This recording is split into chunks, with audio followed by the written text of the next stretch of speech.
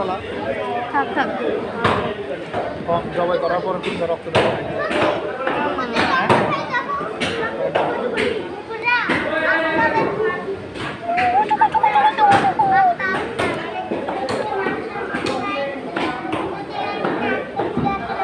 শান্ত আছে না গরুটা দাঁড়াবে মনে হয়, হ্যাঁ